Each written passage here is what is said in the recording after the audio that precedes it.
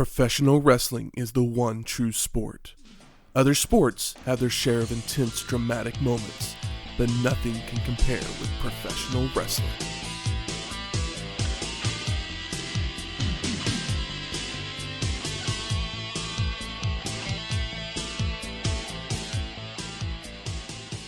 Welcome to Wrestling History X, where three friends come together to talk about the stories behind the matches.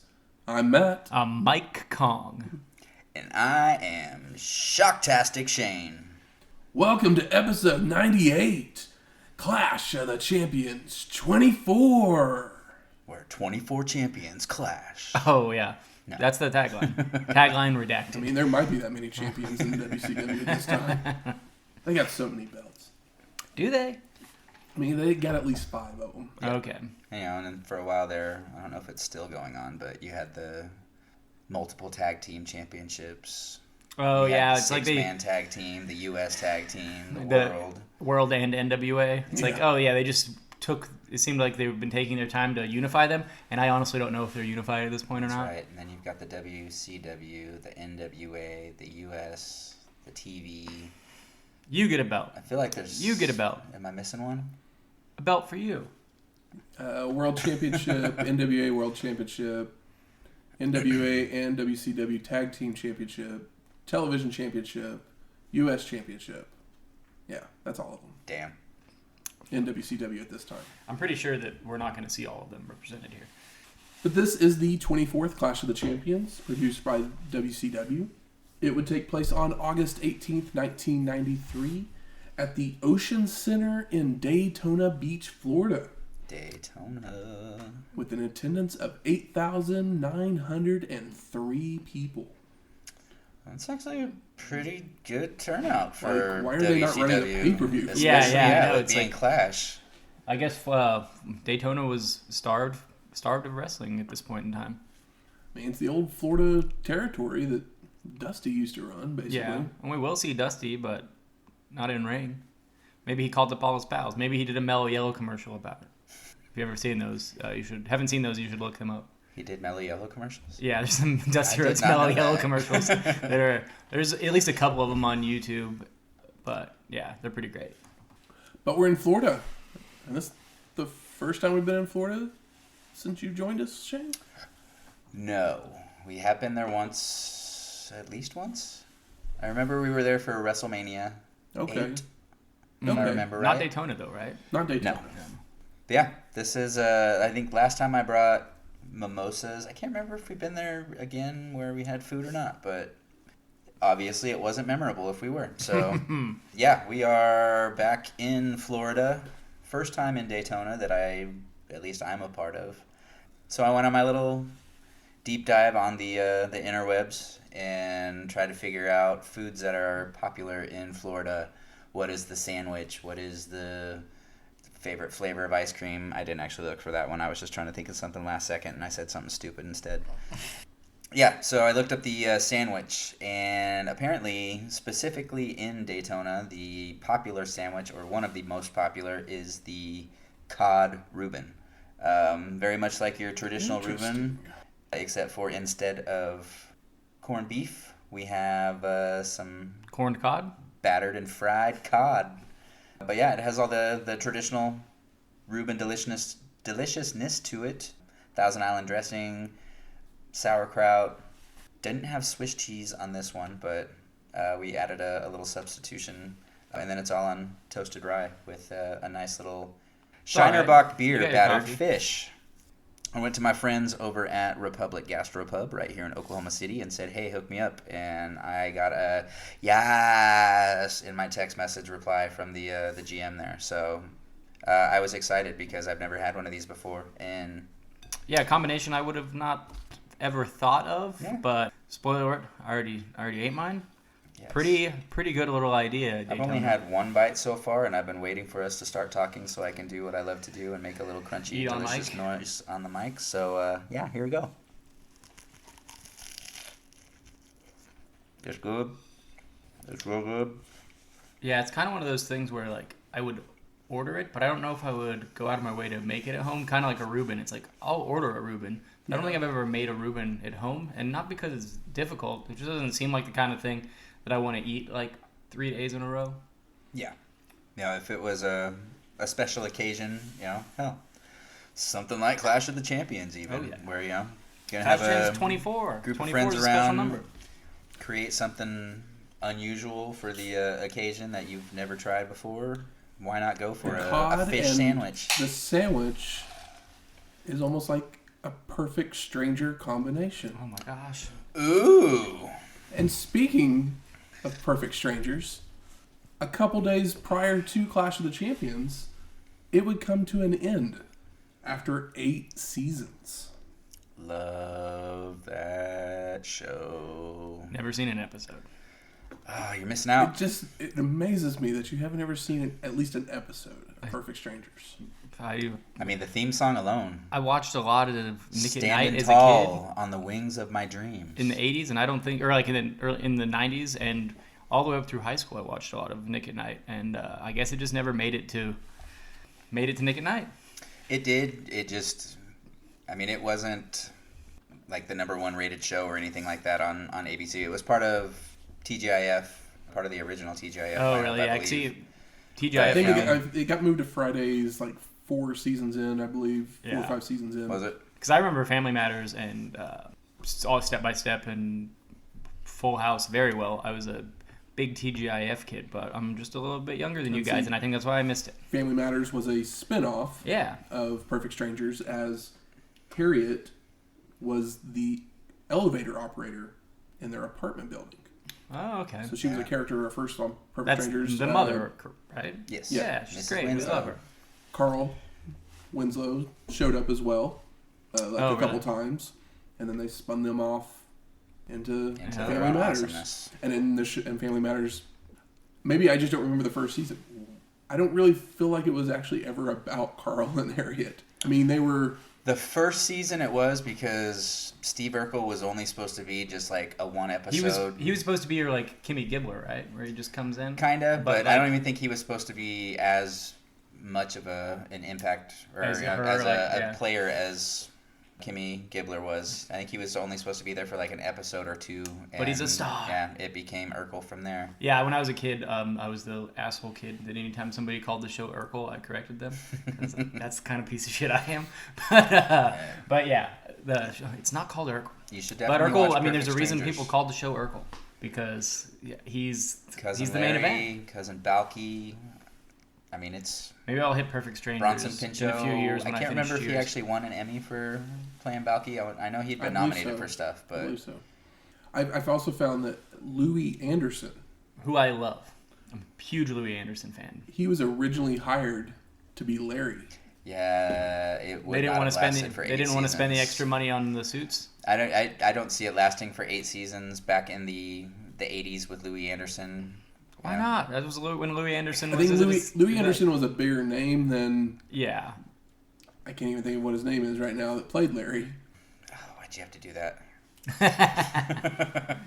But because the guy who played Larry, like literally, I don't know of what he ever did other than Perfect Strangers. He worked at the Comedy Store or something like that. Did Carson and then got a sitcom like all comedians. So I mean, maybe it worked out better for both of them because Yeah. Louis Anderson I love Louis Anderson. went on to do many other things, Yeah. and his comedy is loved. Mark Lynn Baker. Yeah, Louis Anderson's clean, but and I can see why people would not care for him, but I just find him so damn charming and I love him. Plus, I never finished Baskets, but him playing Zach Galifianakis' mom on Baskets Baskets is so was good. incredible. Yeah. So good. He was Louis stealing Anderson the show. today on a show is great. Back then, You don't think he would have hacked it? he wasn't the right. I mean, obviously, I don't think he would have been the right voice for that. He wouldn't have been the right voice. He wouldn't have been the right, just anything character all around to be Cousin Larry Yeah. the way that. I just needed him to Larry tell was like portrayed. the clean versions of growing up with an alcoholic, abusive dad and turning it into comedy. It warms my heart. Because most people would take that in a much darker way than he ended up using a lot of that material. Let's see. So- Cousin Larry. What Did else were he you in? do anything else? Mark Lynn Baker is his name. I'm trying to find when the show actually started. It would have been in An 85. episode of Moonlighting. Yeah, that's how he got the job, was that he Episode. impressed the producers from his appearance on Moonlighting. I've never seen Moonlighting either, but it's one of those things. I'm just a little bit younger, but I know that it's Bruce Willis and the really pretty girl.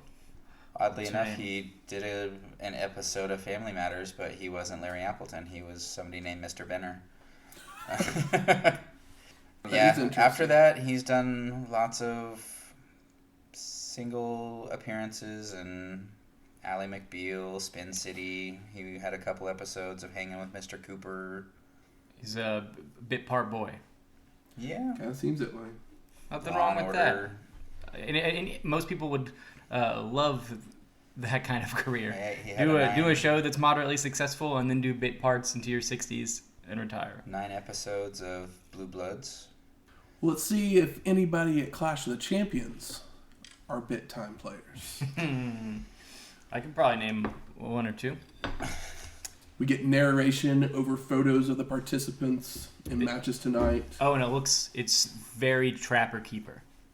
Yes. Like the animations and all that. I was like, the first thing that popped in my head was like, this looks like a Trapper Keeper in the best way.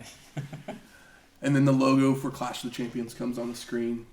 Tony Schiavone and Jesse the Body Ventura welcome us to the show. I like Jesse's Jimi Hendrix all over print t-shirt. They tell us that Flyin Brian Pillman is injured and he will not be able to compete tonight. Is Brian ever not injured? He legitimately got injured the weekend before the show. I feel like he's been legitimately injured like 2 key times in his career so far, and outside of Bill Watts like being enough with these little guys, like I feel like that Pillman's still over, but I feel like that is kind of wavered because of it. We then go to pre-recorded comments where Pillman has his ankle wrapped and he apologizes to the fans that he won't be able to compete. Austin then takes over saying, "Sorry, Arn and Roma. Guess we will have to do this some other time." But then we go back to Tony and he tells us that WCW management has told the Blondes that they have to defend the belt tonight. So they're bringing in someone new to help Austin. Bum, bum, bum. Diggs making him wrestle or making them defend when Yeah. half of the team is legitimately injured. So they get for being heels. Or another reason which we'll talk about later. Okay. So our first match, the Horsemen of the Enforcer Arn Anderson and Pretty Paul Roma versus Stunning Steve Austin And Lord Steven Regal. I mean, I'm not mad at that at no, all. not at all. Steven Regal's a real good shithead replacement for the shithead that Pillman has been. With Flyin Brian Pillman and Sir William at ringside for the WCW and NWA World Tag Team Championships. 4 belts on the line. It's a lot of strap. That's right. Strap on, strap on, strap on, Uh-huh. strap. So Stunning Steve hits a clothesline, snapmare, elbow drop to get us going on Anderson, staying on the attack until Arn catapults Austin over the ropes into the apron. Steve charges back in, only to receive a back body drop to the floor. And Jesse wants a DQ, but the ref was distracted by Regal. Did you guys see Brian Pillman's little sandal? Just him wearing sandals, I thought was hilarious. One sandal on one foot, one cast on the other. The Enforcer is dragged outside, but Anderson hits Austin with some hard rights and lefts. Back in the ring, Lord Steven and Roma take over. Pretty Paul's firing away with right hands, hits a body slam and a drop kick. But Regal recovers to toss Roma to the ropes, where Stunning Steve knees him in the back to turn the tide. Boo.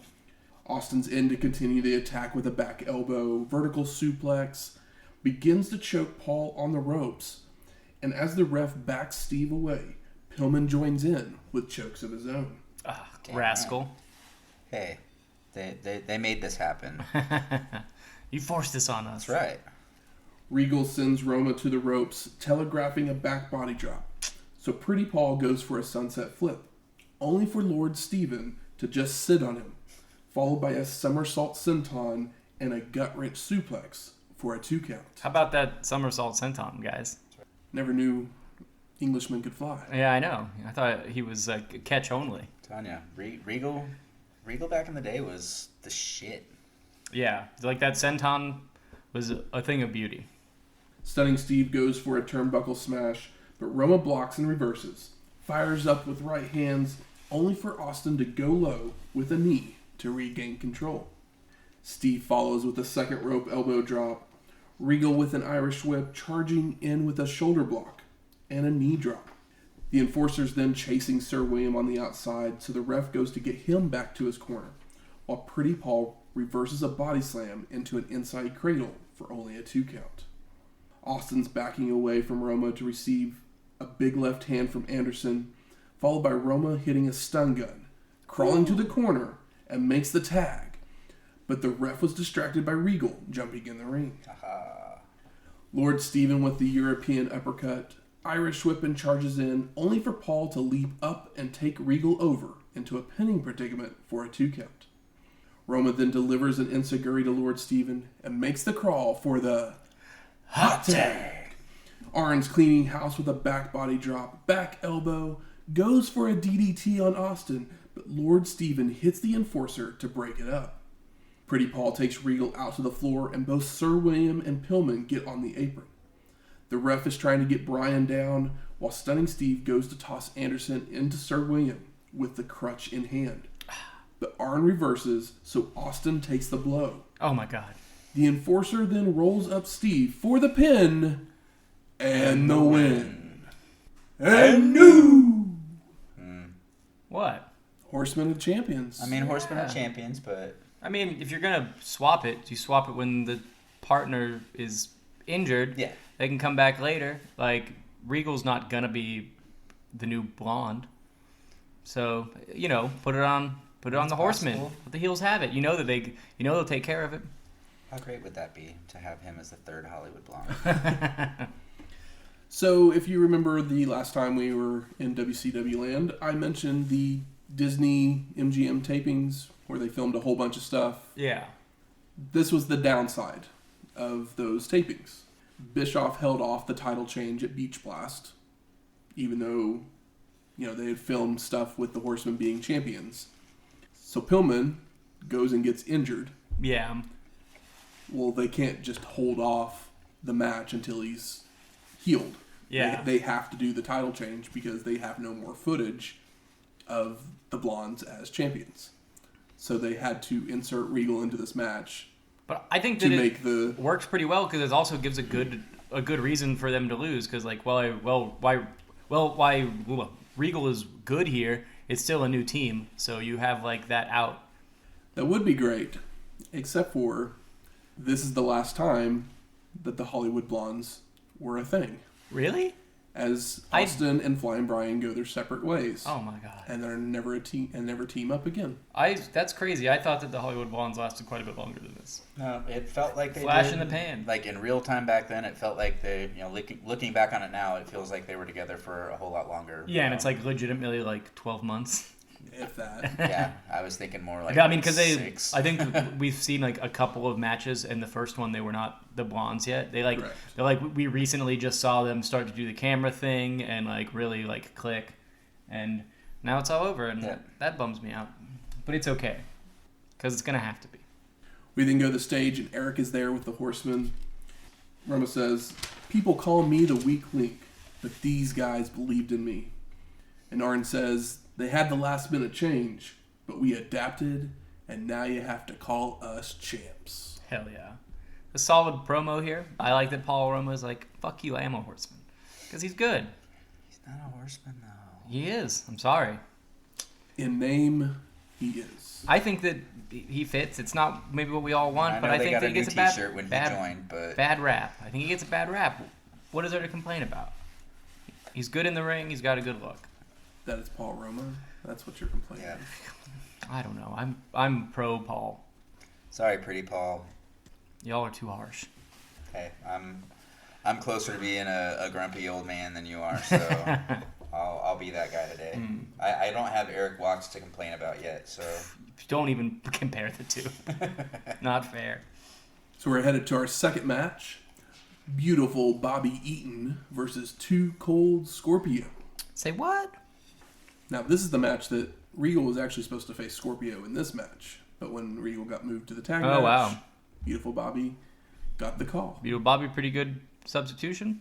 He's definitely not Eric Watts. Yeah. It's like, Bobby Eaton versus Too Cold Scorpio. When they said that, I was immediately excited because Absolutely. Who's like? But then it makes me wonder now, with Bobby Eaton being such a tag team championship wrestler, what if they put him and he's blonde with the he was in a faction with Austin at one point. Yeah, and just the previous year.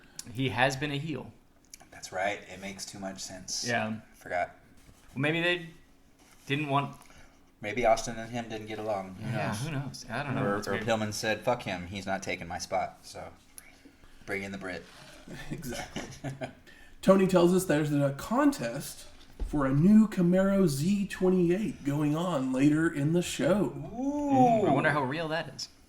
I mean, we got Ted money, so maybe it's real. Maybe it is. I just see Beautiful Bobby's brand new throwback wrestling robe, blue and silver with fireworks on it. I was like, oh, this is so 1983. I appreciate that your head is in with all the things that you love. I was too drawn to the beautiful mane of hair up top. So. It's hard not to stare at that hair on his head. So the match gets going. It's a very athletic back and forth match between the two when Bobby sends Scorpio out to the apron, but he comes back in with a flipping sunset flip, bridging over for the extra leverage, only for the 2 count. A flipping sunset flip. I didn't know what to call it. Yeah, it was just that's not a sunset flip. Yeah, it's the flipping sunset flip. Flipping sunset flip. Eaton with a clothesline, Irish whip, charging in only for Too Cold to drop down to avoid, forcing Beautiful Bobby to hit the turnbuckle face first. Scorpio then lifts himself to the top rope, coming off with a flying body press. It was a quick to the top rope there. Drop kick and an arm drag leads to Too Cold working the arm before trying a crossbody, only for Eaton to duck and begin choking Scorpio. Beautiful Bobby with a hammerlock. Too Cold then elbows out, lifts Eaton up onto the turnbuckle, and climbs up himself before hitting a drop kick to send Bobby out to the floor. I gotta complain about that drop kick though. It was too on camera and no actual touching of feet to Bobby. So I mean, it was great that he jumped up. It's a cool idea, but Scorpio's still a little green and rusty for all the amazing things he does. They're not quite as crisp as we'd like them to be, but he is still very electric. Like maybe even the next time or the time after that he tries that again, it's gonna be perfect. Oh yeah. But this one was just a little off mark. Still in practice. Don't hit me and knock me out of the ring yet. Maybe he was practicing a 17 and this is an 18-foot ring. Let's just say that Scorpio does things that no one else does. Yes. That we see in wrestling. But they're not the excellence of very execution. Sloppy. Yeah. And I can see why he doesn't. Why he's not in the echelon when people talk about the important important forward-thinking guys. People know who Scorpio is, but he's not that next level. Yeah, he's not Pillman. He's not Liger. Yes. He's not. Yeah, he's not in with those guys, and I feel like that's a big part of the reason because he's definitely over. He's super likable, very charismatic. I mean, literally both times he's done the 450 splash, the last 2 matches we've seen, his knee has hit the face of the dude. Oh, and spoiler, but that's about to happen here, and it is the worst looking one so far. Yeah. I think that Bobby deserves a giant paycheck for what's about to happen. Scorpio follows out with a pescado before rolling Eaton back in, is tossing him around the ring when Beautiful Bobby takes down Too Cold out of nowhere. Eaton follows up with a swinging neck breaker, going up top for the flying elbow drop for the 2 count. Bobby with forearms across the back, but Scorpio fires back with right hands, a spinning heel kick, and then goes up top for the Firebird 450 splash. Into the face. For the pin and the win. I cannot believe that. Bobby Eaton I feel like he could have sued the man for this. Yeah. It is really, I had to rewind it a few times. It's hard to watch. And I'm poor Bobby Eaton, a legitimate professional, just taking the pin from a guy that's getting a little too wild out here. Yep. I would be pretty upset if I was Bobby Eaton, one of the best to do it in ring, especially as far as lighter guys go at this point in time. Oh, don't forget the cameo with the Hawaiian Tropic guy. Oh, yeah, with him and... It's very throwaway, but the Hawaiian Tropic guy is there for some reason because we're in Florida. But he's with his wife and his daughter, and I think Tony was probably about to talk about bikini girls, but then... Well, she was a former Miss Hawaiian Tropic bikini girl. Oh, his wife was? Yeah. Okay. Yeah, but I mean, I just felt like he was probably going to say some, like, you know... Yeah, because he said Horny- something horny about... old man Yeah, stuff. some horny stuff about the ladies, and then Ladies didn't... in contest Because he winner. kind of just, like, started... Felt like he was about to say something, and it was like, oh, yeah, there he is with his family. I just thought it was kind of funny. Yeah, because I had to rewind that spot trying to figure out, did I miss something? Who is this guy? Why are they zooming in on him? Yeah. Oh, he's just some guy from... Some guy. Also, Hawaiian Punch. I did see some people walking up the stairs. This is a pretty big arena that's like, seems pretty big and breezy, like just the way it's set up. But I swear there was like Hooters girls walking up the. Maybe they just got off their shift and came to a wrestling match. It's possible. But, or hell, maybe they have a Hooters in there that just, There's probably one on the outside. Walking around right instead next of to popcorn, it. We're in, you've got we're in Florida. wings and I don't know what else Hooters has. Chicken sandwiches. Ladies. People go there for the ladies. The wings aren't bad. So our third match, Maxx Payne versus Johnny B. Bad in a Mask versus Norma Jean match. Yeah, Maxx That's Payne what the with world Norma needs. Jean versus Johnny Bad with the mask. So the story behind this match was that Payne had shot Bad in the face with a Bad Blaster, causing Johnny to become disfigured Oh my god. and forced to wear a mask. The horror. I know, right? Yeah, wild. So, of course, he comes out playing Norma Jean. He's getting better at the walk-in and the guitar playing. It's very funny that Jesse says that he thinks that Jimi Hendrix strummed that guitar once, which is very funny because he's playing like a, late 80s, early 90s, like Jackson, which is like a heavy metal guitar. Mm-hmm. It's like, oh, like those did not exist when Jimi Hendrix died. So the match gets going with Maxx attacking right as Bad makes it into the ring, dragging him out to slam his leg on the apron. In the ring, Payne with a snapmare, multiple elbow drops, but Johnny comes back with several clotheslines that just phase Maxx. So he follows it up with a crossbody, only for Payne to duck. Maxx with a side slam and begins to rip the mask off. Oh my god, no. But Bad has a second mask on underneath. Oh, I love it. That's so fun. Big old brain there on Mr. Bad with two Oh, legs. yeah. Johnny with a head scissors, only to be no-sold, and Payne delivers a clothesline, hits a hammerlock slam, and looks to apply the painkiller. But Bad slips away, cradling up Maxx for the 2 count. I love the hammerlock body slam. It's a nice bit of flavor for somebody like Maxx Payne, who we haven't been particularly kind to. Payne with another clothesline, drops some elbows, climbs to the middle rope for a splash, only for Johnny to move out of the way and make the cover for the pin and the win. Yeah. That one, that was another one I had to rewind because it was like I didn't know if I long blinked and missed something or what because all of a sudden quick. the match was over. Yeah, I think that it was much better than I thought it was going to be. It was pretty well worked and like It was pretty as like short as it needed pretty to be. yeah, it was well like the right length, pretty well timed, no botches, everything made sense. They did kill a big man, but they killed Except for the final. They killed a big man that we don't bit.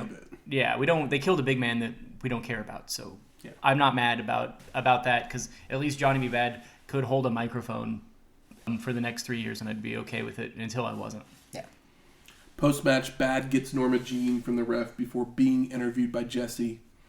And he says he's going to unmask in 3 days on WCW Saturday night.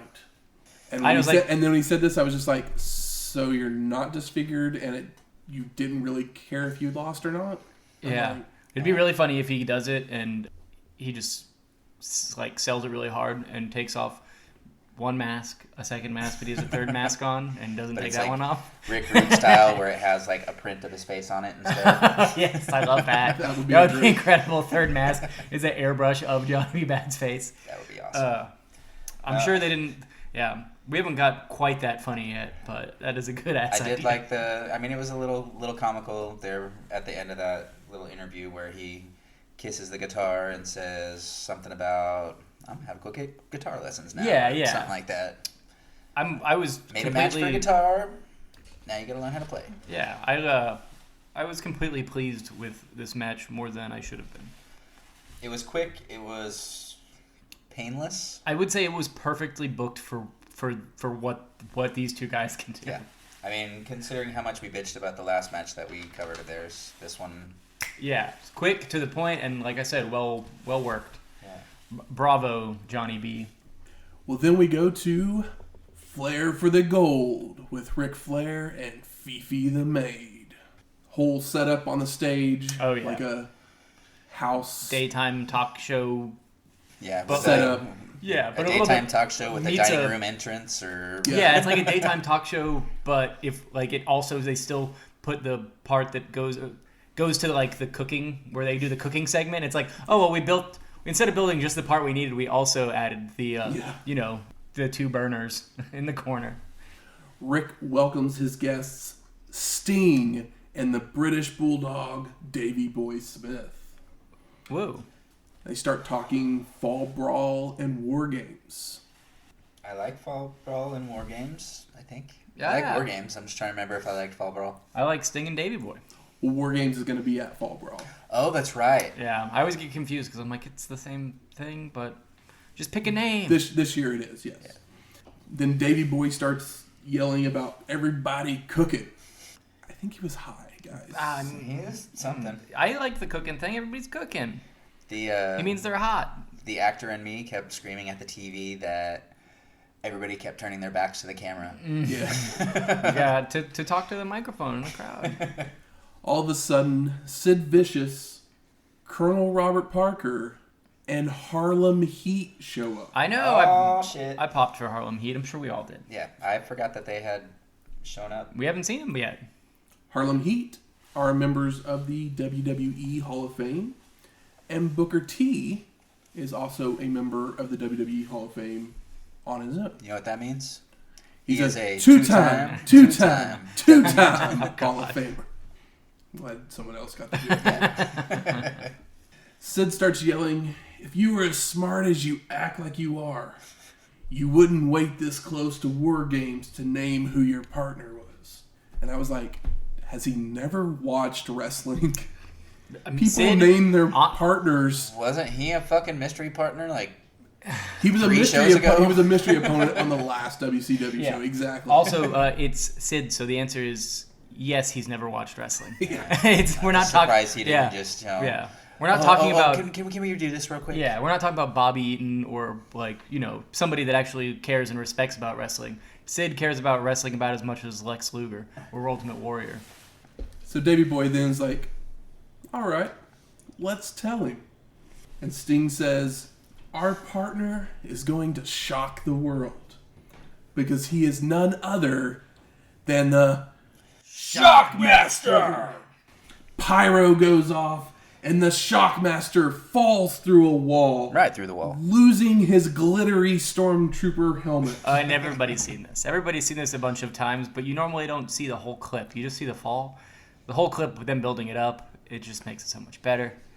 This poor son of a bitch. Vicious is yelling until the Shockmaster begins talking.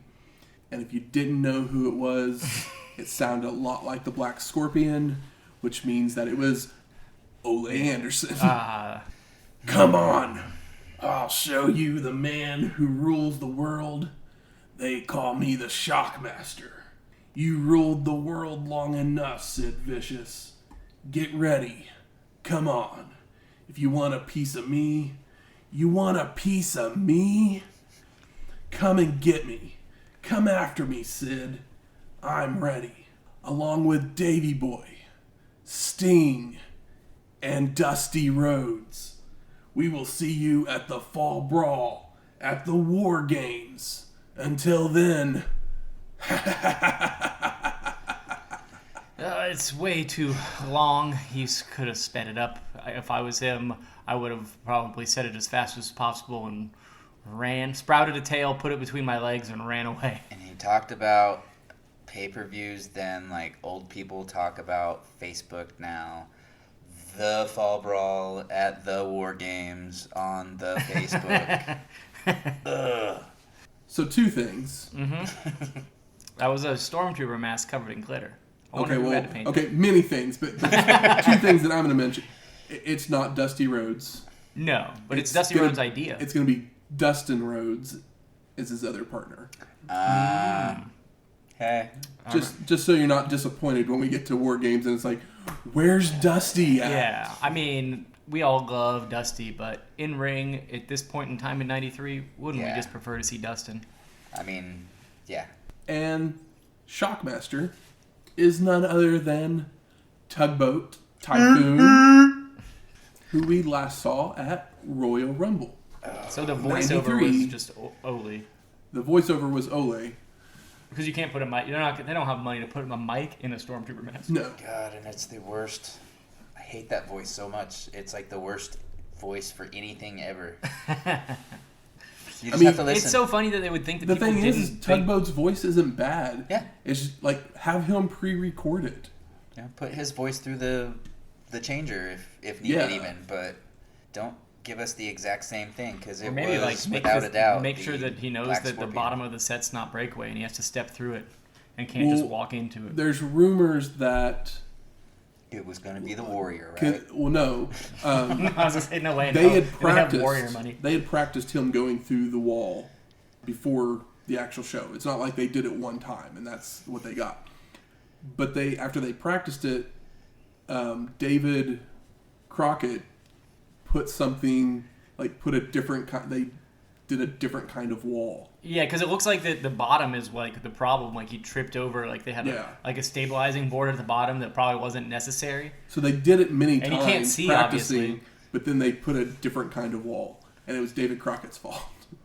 That's goddamn door right over there. I mean, it's really one of it's really one of like the true gems. Literally, of, like, just walk around the set. Or if you're gonna have him crash through a wall, give him something more of a costume than a shitty cape and a glitter. It was like they took. Everybody knew that was a stormtrooper in 1993. The Barbarian. Yeah. The Barbarian's skins that he wore as a vest, and a glitter who falling through the wall is funny enough. The stormtrooper mask. It's the icing on the cake. A glittery stormtrooper mask isn't a good look anyway. Did they think Everybody knows. Was he going to wear that while he wrestled?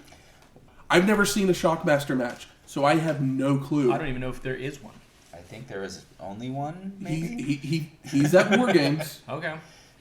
So I know we're going to see at least one. Also, if you're going to try to do something like this, why discount it so much? Remember when was it Black Scorpion where they did the crazy UFO thing?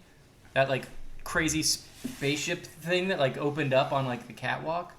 Yes, yeah. I remember that. That thing was wild. So cool. It looked awesome. I mean, hell, you had even Wizard of Oz Oz thing going on with Oz. And it was horrendous, but at least it was a spectacle. And this was, so discount. I mean, we've had RoboCop. It's crazy. Even in RoboCop was stupid, but it was still, at least... He didn't fall down. He didn't fall down, no. He did not. I think some of his suit started to fall off as he walked back. But you know what? We'll we gotta erase the taste of that match. The next one. Our fourth match. Ricky the Dragon Steamboat versus Mr. Wonderful Paul Orndorff. Paula. For the WCW World Television Championship.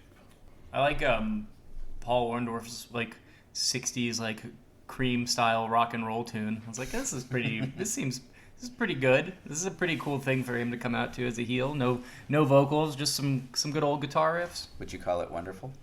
I thought it was pretty great. Maybe not wonderful, but definitely pretty great. Tony and Jesse, because they've just come back from commercial, and they're having a hard time keeping their composure. Yes. Making small jokes about the shocking entrance of Shockmaster. And we have a special appearance here. Mike Buffett. Oh.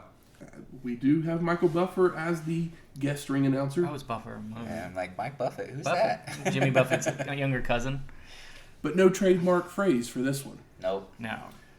But I figured you were going to bring up Ricky breathes fire. Oh, yeah. Mm-hmm. Which I believe he learned at WWF and then then they bankrolled all that and then he left. That full costume in WWF. Mm-hmm. Yeah, this is just I learned this thing over here, but he didn't stick around. Because I'm pretty sure that WWF bankrolled him like learning how to do the fire thing and all that, and I think he did it on house shows and then eventually I know he did it on one pay-per-view. Yeah. But he hasn't done it in a long time. Yeah. Going back to it. It's cool. It's great. Fun. It's especially with a guy that's like everybody loves, but he has got personality in the ring and not really on the microphone. So him spitting fire is cool, and like it parallels how impressive he is in the ring. A big fireball it makes for good TV. Oh yeah. So the match gets going with Steamboat locking on a headlock. Orndorff tries to get out of it, but every time the Dragon goes right back to it. Until Ricky goes for a flying shoulder block, which Paul ducks, sending Steamboat over the ropes and out to the rampway, which allows Mr. Wonderful to change the momentum with some kicks, throwing the Dragon back in, and then coming off the top rope with an elbow to the top of the head. Orndorff then hits a body slam, a hip toss, and a face plant, tries for multiple pin attempts, but each time only getting 2.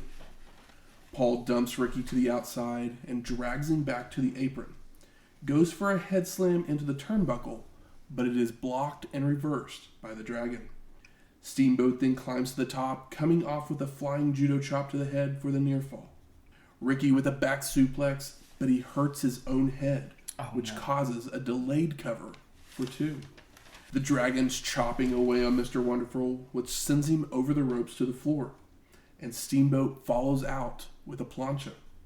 Paul climbs to the apron, shoulder blocks Ricky, and then flies through the ropes for a splash and a cover for a near fall. I love that Paul Orndorff isn't like digging in on the heel stuff. They're just like having like an athletic one-on-one match. Like he's not really being a shithead. He's just being a great wrestler in the ring with another great wrestler. Yeah. And I just like every couple of lines in my notes just says, I love them.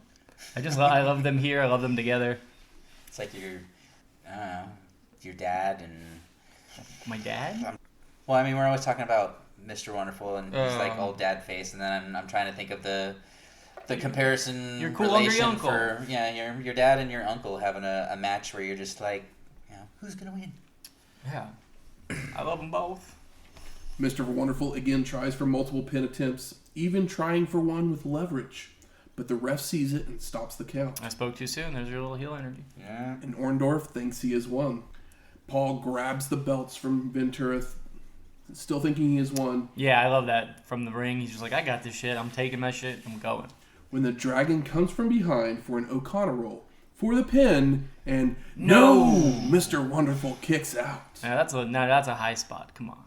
Orndorff goes for the pile driver, only for Steamboat to reverse into a back body drop and a jackknife pin. But Paul bridges out, so the Dragon rolls him over for a backslide pin for a near fall. What a fun encounter. Clothesline by Mr. Wonderful, Irish whip, only to charge into a big boot, allowing Ricky to go up top for a flying body press, which Orndorff rolls through for the pin, and no! Steamboat kicks out. It's getting hot. Paul goes for a body slam, only for the Dragon to cradle him up for the pin and the win. And new! Post-match, Mr. Wonderful attacks Ricky as he's leaving the ring, hitting the pile driver on the belt on the rampway. Come on, what a nice way to... Get your heat back. Yeah, get your heat back. Yep. Also, if you're going to lose to somebody... Losing to Steamboat is perfectly acceptable. Plus, Steamboat will only stick around for another month and a half before you could get that belt right back somehow. And a classic all-time great match of Steamboat's ended in a similar fashion, and it's talked about for years and years and years. Oh yeah. This was very much the ending. Talking about the bell, right? Of WrestleMania 3. Yeah. Yeah. That roll up from the slam. Mm-hmm. We then get an ad for Fall Brawl War Games. The Fall Brawl at the War Games? Yes. Ooh. Eric's then in the back with Harley Race and the Colossal Kongs. Oh. And Harley says, Flair, you made the biggest mistake when you sucker punched me. When these two monsters get done with you, there will be a small little grease print in the ring. Yeah, they little backstage thing. I wanted to reach through and I don't know if it was King or Awesome that I wanted to slap around, but he just kept doing like this really baby, pouty, almost like I want to, like a whimpering bottom lip. It didn't look mean or villainous or anything. It looked... You weren't menaced? No. I wasn't kinged or konged or awesomed or whatever. It was just colossal shit. So we're headed to our 5th match. The Colossal Kongs of King Kong and Awesome Kong. Not the female. Someone else. Yeah.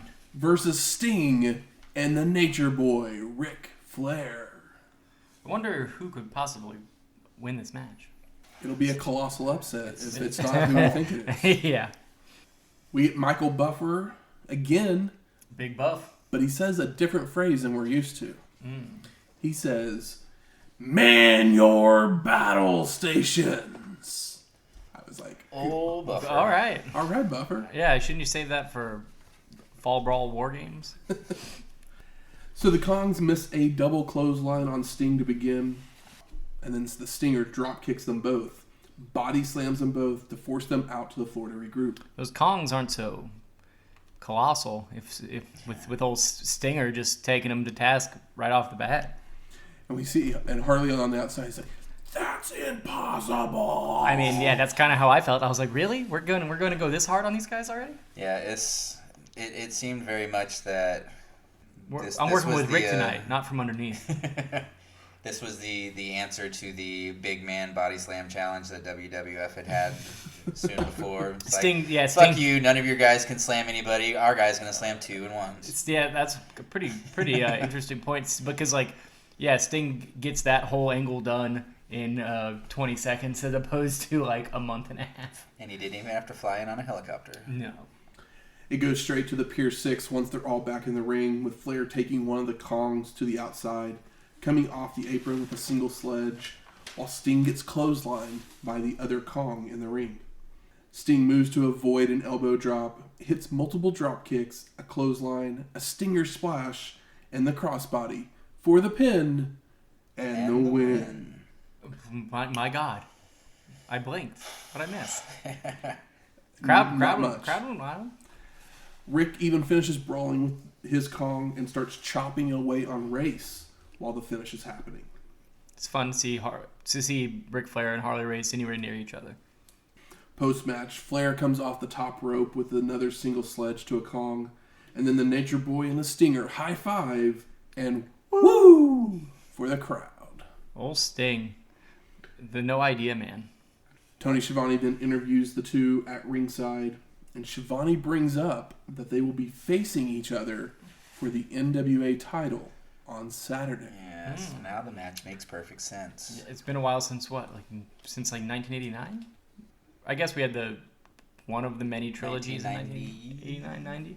But I feel like we haven't seen Rick and Sting in the same ring for quite a while. Well, I mean, since Black Scorpion. That we know how. Yeah, so like, as long as he doesn't show up with a fucking mask on, I'm good to go. Rick says Stinger didn't need any help.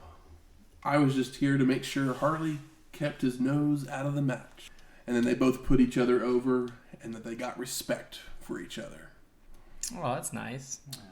We're not going to cover that match because Ric Flair wins, and it goes about 15 minutes. Nothing impressive about the match. So TV. Not even. I mean, it's obviously not a clash. Clash or yeah. Quarterly. TBS Saturday night. Just a TV match, basically. Yeah. But they'll pop a rating with a Flair Sting. Oh, of course. I mean, I was excited. I was like, oh, this must be a War Games or whatever. I don't even know.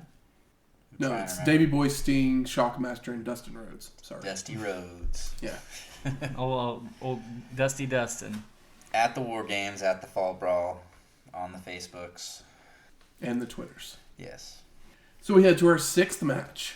The Equalizer and Ravishing Rick Rude versus the Natural, Dustin Rhodes, and a mystery partner. Oh my God. Yeah. See, literally, Sid, they couldn't prepare because they didn't know who it was going to be because they waited till that day to... Right now, they're going to announce who it is. Yeah. Or are they? Like I said, Sid doesn't watch any wrestling. No. So the mystery partner comes driving out in the Camaro Z28 that will be given away later in the night. Oh my god. And it's Road Warrior Animal? Oh, excuse me. I got excited. We haven't seen Animal since SummerSlam 92, episode 74. I know. I popped for this. When Drunk Hawk rode off to the sunset. Or Rude. the land of the rising sun. Yeah. Rude takes the mic and says they knew it was going to be Animal the entire time, so it was no mystery to them. Dang, Rude. But as he's talking, Road Warrior Hawk is shown on the apron behind everybody. What? I was very confused. I was like, okay, cool. But one of them being in the match and one not seems like kind of a lame way to bring the Road Warriors back. Even though it's still awesome, it's like, do you put them both in the ring together at the same time? This is wild. And what I'm thinking is I remember watching this match as it happened, and it brought back a lot of memories of watching this match because this is one of those things that when I think of WCW, specifically Clash of Champions, this is an image that flashes through my brain of Animal walking to the ring, getting out of the Z28. Yeah. But all I kept thinking through that entire time, even back in 1993 when the show was going on, was I was convinced that it's a Z28. It's got to be Z-Man. Oh. Why do you not? You know, I would have loved that. Yeah. You know, Why do you not bring in Z-Man for this match? Because I'm sorry, you've got Dustin Rhodes and Ravishing Rick Rude who are supposed to be battling it out. You've got the Equalizer, and you need somebody of the same caliber or greater. And Z-Man kind of falls into that spot. We love him to death, but he's not the main event star. Yeah. Unfortunately, I think that he has the look and potentially the ability, but I feel like even in the last handful of months where it's like, oh, Z-Man's kind of not as into wrestling. He's tried so many times or had so many opportunities that didn't work in his direction. But I got much love for Big Z. But he's not here. Who's here? Should've The been. motherfucking Road Warriors are here.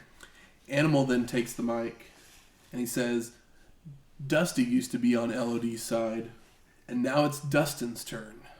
Though, the last time Dusty was in a ring with the Road Warriors, He was an opponent. they were opponents because the Road Warriors had poked him in the eye with their spike at Starrcade 88, That's episode right. 24. I forgot about that match. So Animal continues with, you're a fool's fool, because there's more than one Road Warrior, there are two. And Hawk leaps into the ring, while the Ravishing One and Equalizer turn to see him before clearing the ring with an LOD chant breaking out from the crowd. LOD. LOD. And then comes the Barbara Walters lens on the TV where everything gets this nice little beautiful glow to it for just one scene, and then it goes back. Did that really happen? Yes, Oh, at least man. on mine. I'm sure we're watching from the same place. My TV does some crazy shit, but yeah, I was watching it, and it was just all of a sudden, it was this frosty Yeah, glow on the screen, and then they switched cameras, and it was back to the normal, the look of things. Maybe it's the Ravishing lens. So Hawk uses his power early on Rude, winning a test of strength and stomping on the Ravishing One's hands. Equalizer comes in only to receive a drop kick to send him to the floor, but the Road Warrior follows out after him, stalking around ringside, only for the Equalizer to make it back into the ring first, putting the boots to Hawk. Equalizer sends the Road Warrior to the ropes, but telegraphs a back body drop. oh my god. So Hawk goes for a neck breaker that is badly botched. Yes, very much so. So he follows it up with a fist drop, a clothesline, and then charges into the corner, only to receive a big boot. He at least cleaned up the botch all right. Rude comes in to work over the back of the Road Warrior, applying a chin lock, only for Hawk to power up, lifting the Ravishing One up onto his shoulders, where Dustin comes off the top rope for the Doomsday Device. Ooh wee. Rhodes starts going crazy on his opponents with elbows, inverted atomic drops, back body drop, tries for a monkey flip, but Rude blocks and fires out with a clothesline. The Ravishing One goes up to the top, coming off with a single sledge, and starts doing some gyrating. Equalizer's in with a back elbow, a choke slam, Rude with a double throat thrust, and holds the Natural for the Equalizer to clothesline him, but Dustin moves in time, so Rude takes the blow. Rhodes is crawling to his corner, but the ref is distracted, so he doesn't allow the tag, even as Hawk hits a leaping shoulder tackle on the Equalizer and a military press slam of the Ravishing one. Road Warrior continues the attack with a double clothesline of his opponents, a double face plant, and clothesline to send both men out to the floor.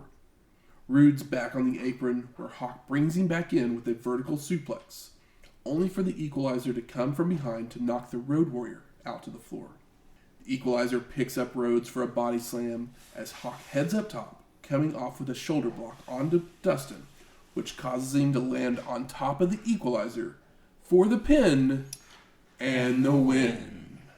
Not the best Road Warrior Dustin Rhodes or Rick Rude match we've ever seen. It's solid. It just feels like the surprise was really good, but it's just so weird that the surprise is not at least even a 6-man, because you got to get the other. Yeah. Yes, it was definitely weird. Animal just sitting around on the outside yelling like "kick his ass" or whatever. Kill Hawk. Yeah. It's like what? Yeah. Well, like they do a doomsday device, but it's Dustin and not the other Road Warrior, but the other Road Warrior is literally right there, 30 feet away. I mean, Hawk spent this last few months working with Sasaki. Sasaki, so maybe he's just not ready to actually have a match with Animal yet. Maybe it was all him. Tony then sends us to a video to show you how you can win that Camaro Z28. But sorry, folks, entries had to be received by 1993. Yeah. And spoiler, I did not win. Oh, you were part of this? Who didn't want a Camaro Z28 in 1993? I mean, I don't know. It's pretty shit-ass looking car. What was the date of the show again? August 18th, 1993. This was 5 days before my 16th birthday, so perfect time to win a car. I was like, is this the way that this is like the letter to the Hulkster thing, where this is how WCW starts to send out catalogs and ads for like tickets and stuff like that to people's homes? Like, is Did you get anything from WCW after this? No. Oh, okay. Well, then I lived in Nebraska though. WCW was more. They were probably like, oh, we're not going to be anywhere near this kid. We're not going to send him, a catalog for a Stinger hat. But, I had a WWF magazine subscription, so all they had to do was buy the rights to their mailing list, and, they could have sent me all kinds of shit. Yeah. We then get our 7th match.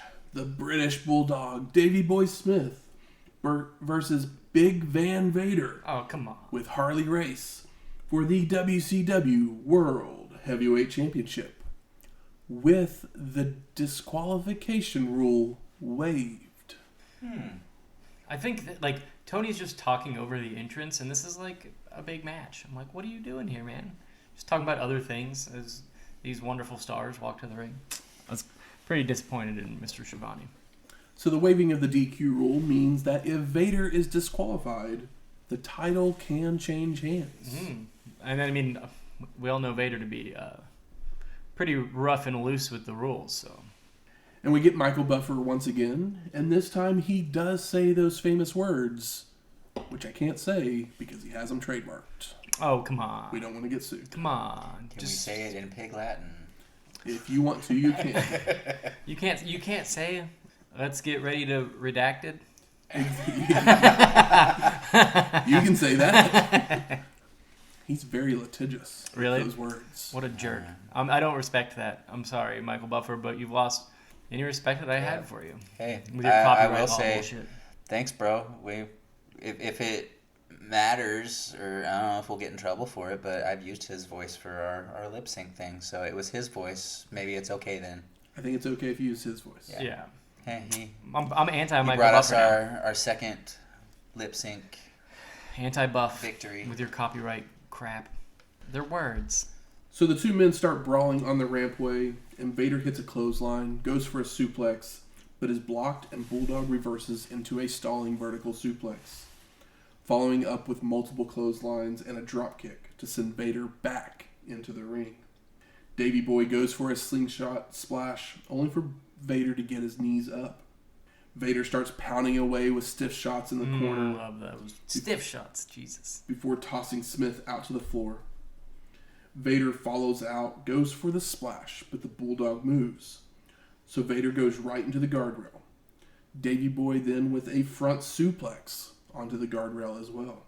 Back in the ring, Smith with a Samoan drop for a 2 count. But Vader comes back with a splash and starts working over the legs with elbow drops, more clotheslines, and a Samoan drop of his own. Vader then heads up top, coming off with a splash for the near fall. And by the way, Vader took his mask off like right at the beginning of this match. And it was cool. It was a cool moment where it's like, I guess, does he roll him out to the outside? I think it's right before he gets him in the corner and starts laying him in. Yeah. But he just rips his mask off, and I'm like, all right, Vader means business. This is cool. It's a nice little thing, because I don't understand why he wears it in the first place. Yeah. Because you know what he looks like. It's not the mask is basically like made out of like backpack straps. But it's a cool little thing for him to take it off. I enjoyed that. The Bulldog goes for a sunset flip and moves to avoid the butt splash, but is then sent flipping into the corner, followed by another splash, and then begins to wear down Davey Boy, only for Smith to catch him with the crucifix for the pin, and no! Vader kicks out.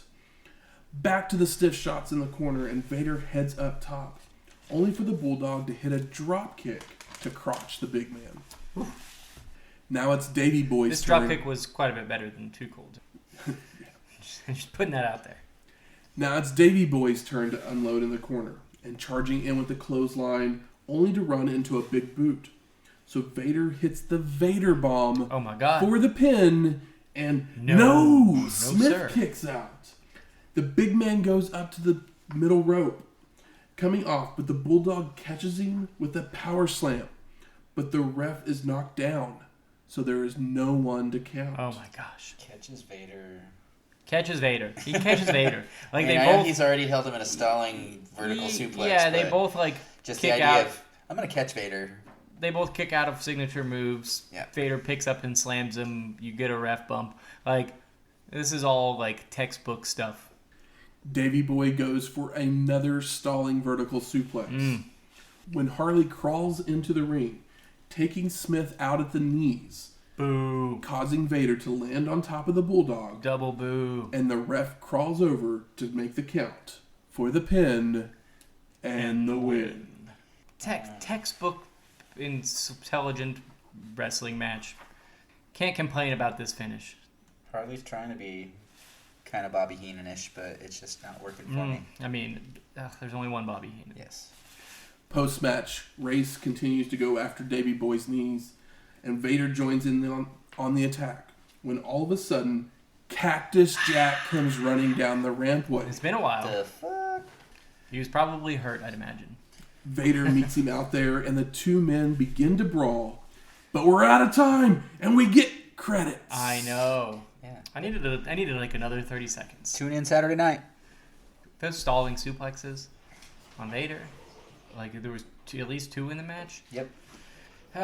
This is kind of the like WCW opponent that Vader has needed for a while.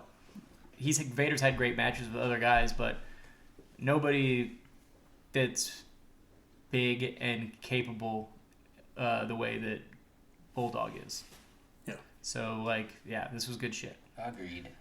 You know, Bulldog is high enough to take those hits without complaining about them. those stiff Vader, those blow my mind every time I see them. So a couple things. You mentioned Cactus Jack being injured. He did get injured a few months earlier when Vader power bombed him onto the concrete floor. Mm-hmm. So they kept him out to sell that. And they started actually running this amnesia gimmick with Cactus Jack where he just didn't know where he was. That sounds fun and probably pretty unfortunate for anybody that's in Mick Foley's life at this point, because I can't imagine that he's got the greatest memory.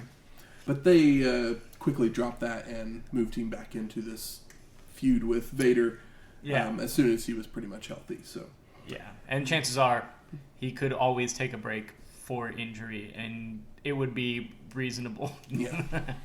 The other thing, a couple weeks after this show would air, WCW and NWA would have a falling out. Oh. So No we're not way. unifying shit. We are not. The NWA tag belts would just disappear.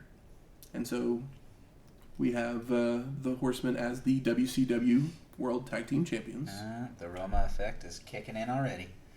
While Ric Flair, who was the NWA World's Heavyweight Champion, he would keep Big Gold.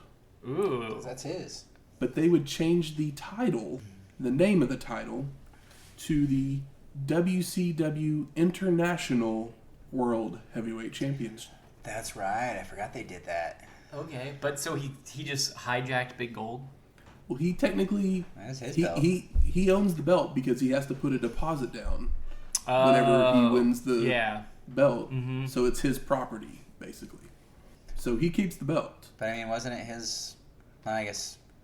Because I'm trying to think of when he left and took it with him. Because it was his property at that point as well. Yeah, that was like, what, 1990? When he went to... 91, 92. Yeah, or when he went to WWF and they had blurred it out and stuff. Yeah. You know, that incredible run over at WWF. So, we no longer have to worry about the NWA, and we really won't see the NWA for... I mean, we'll see it sooner, but NWA kind of loses its prestige at this point. Territories are fucking dunzo here in 93. Boy, does it ever. So, with that all being said, gentlemen, Mm-hmm. what are your overall thoughts of Clash of the Champions 24? I was like, am I supposed to start talking now? Sorry, I forgot the name of the show. I was like, it's all good. I'll start. It was a good show. It was Thank good, you. not great, but it had its moments of interest. High spots, stories moving forward. Yes, it had its comedic moments, and as Very somebody comedic who moments. I think that this is what Clash should be. Solid, and then moving stuff forward, a couple of surprises. It's on television, brings you in. Like, if I watched this, I would be interested for what happens in a pay-per-view, because I feel like this is a really, like, engaging show storyline-wise, but it's not all, like, backstage interviews or, like, vignettes and stuff like that. It all happens, like, at the ringside, and all the wrestling is, I mean, it's quality. Yeah, and it's, I mean, as somebody who watched it 27 years ago, it's held up over time, and it's left lasting images in my memory. Yeah, your Z28. The Z28, the Shockmaster. Yes. I already forgot about the Shockmaster because I think this show, the Shockmaster, it's the thing it's most remembered for. That this show is better than the like comedy effect of the Shockmaster. Yes. in so many shows we've watched, the Shockmaster would have been the only takeaway, and I don't think that that's what this show is. Yeah, the work rate on this show, it's not top notch by any means. But it's more solid than a lot of things we've seen. But it's a very fun show to watch. From the returns of the Road Warriors to the shocking entrances. Yes. This show kept my attention completely. To the big man work between Vader and Davey Boy. What a way to leave people is like look at these impressive motherfuckers. So the reason most people watch this show is to see the Shockmaster and I segment, would beg you to just watch the whole show. but just watch the whole thing because it is an entertaining show completely. There's nothing terrible here at all. Like even the Maxx Payne match, I think is It's the right length. It's the perfect Max. It's the best Maxx Payne match you're probably gonna see. I haven't seen every Maxx Payne match, but I have no complaints about this one. It has an angle that's done well and it's well worked and quick. Good. Where's the smart marks at? There. All right. Fuck you. I think it's time we smark it up. So what are some of the best moments of this show? Flipping senton is up there for me. I really love that. Regal senton? Yeah, the Regal senton. That big ticket last match, I think, is legitimately done perfectly for a non-pay-per-view. These two guys, like, nobody gets buried. They both look incredibly strong, and you still want to see them wrestle again. I think that was done really, really well. Ricky and Paul going out and having a match. Yeah, I mean, thinking that's that the best one. match on the show, I think, because it's Ricky and Paul. These guys are professionals. I love that, like, Paul keeps his heel business for, like, later in the match, and he does it more out of a desperation thing as opposed to just being a straight shithead. He goes in there and, like, is competitive.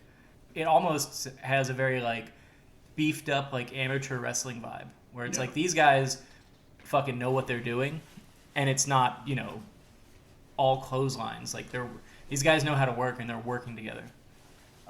Yeah, best moments, the Steamboat, wonderful match. The finish of that, plus the belt thing, like you said, it's like, oh, you guys, y'all like Ricky? You Recreated a remember little all bit this of Ricky history. stuff? I'm always happy to see my Hollywood blondes, especially if this is kind of I the always love beginning to of see their my end. Arn Anderson with a belt. Yeah.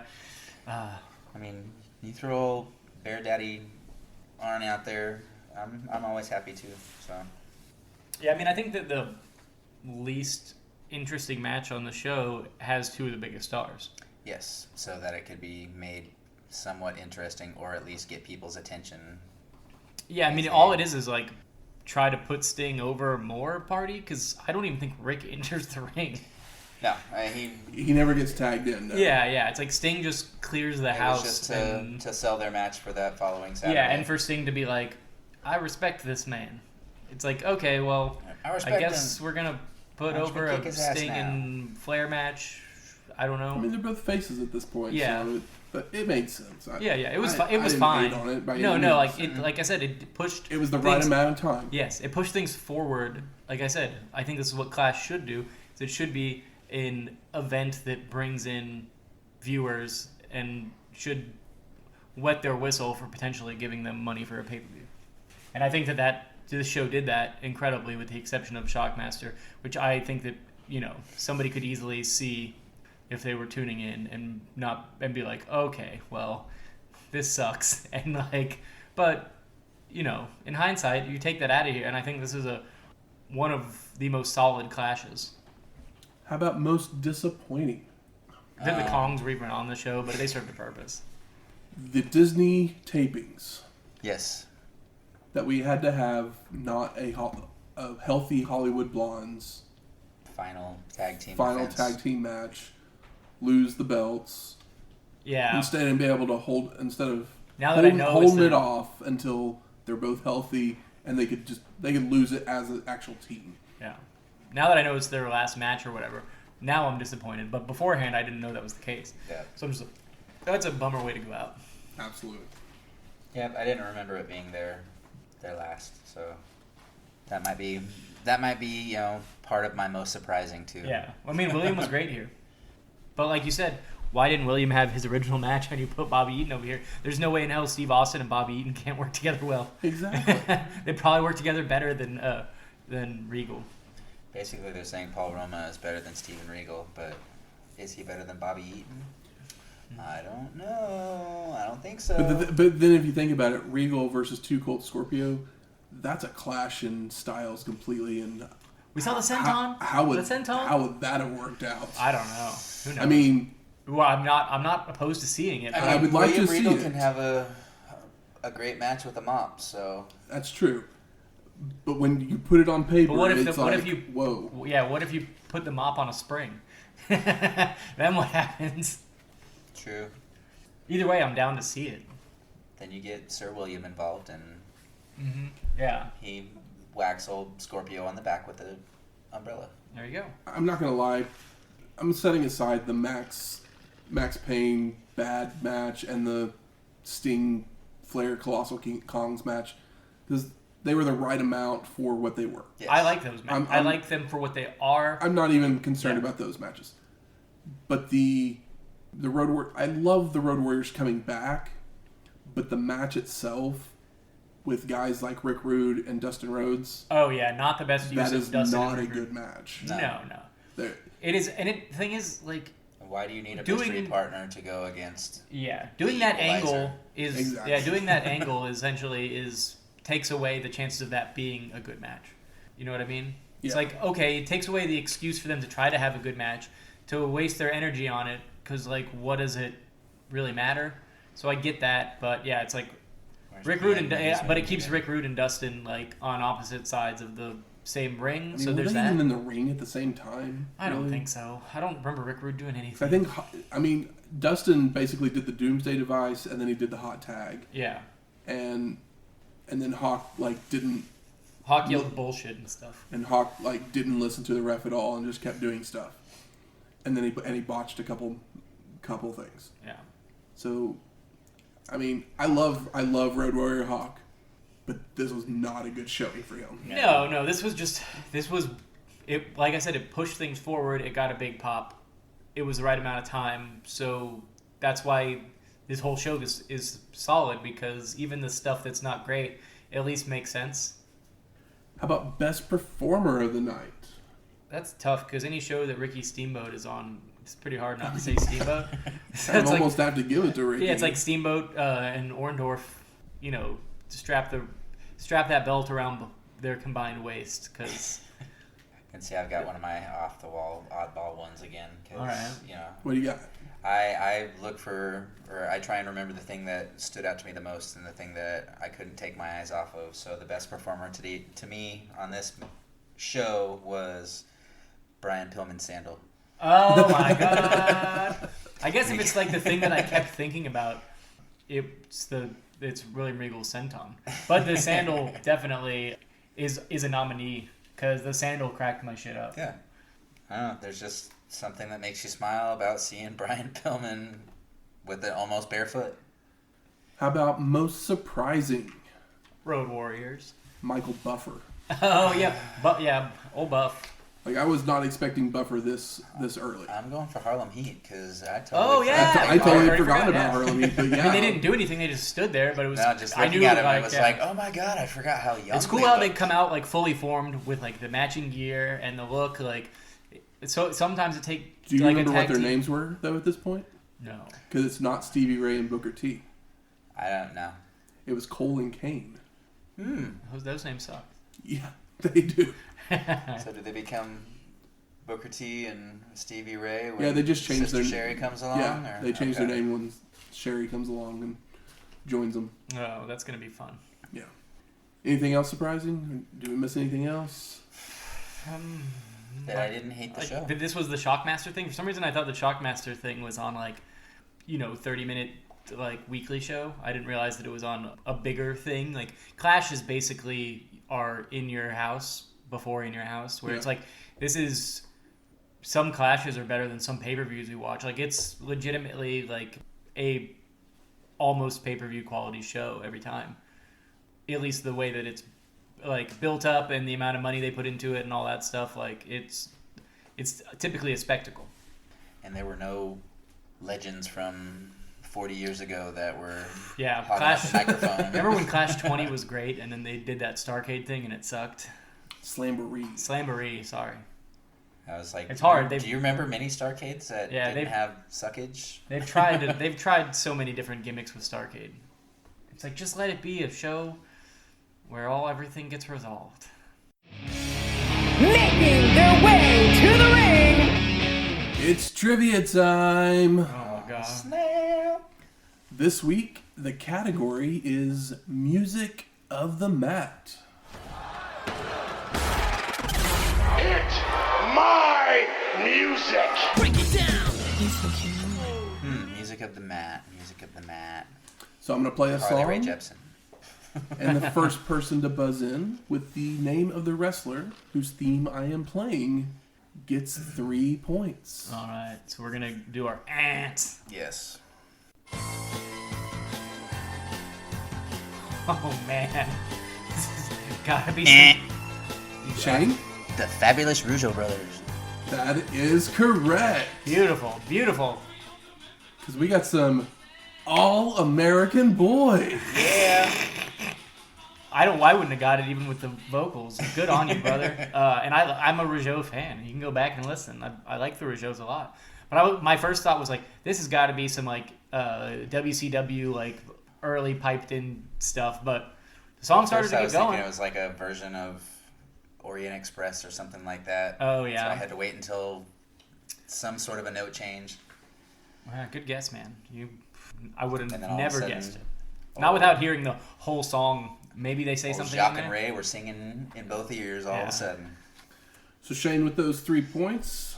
Uh-oh. He's winning. I know he's winning.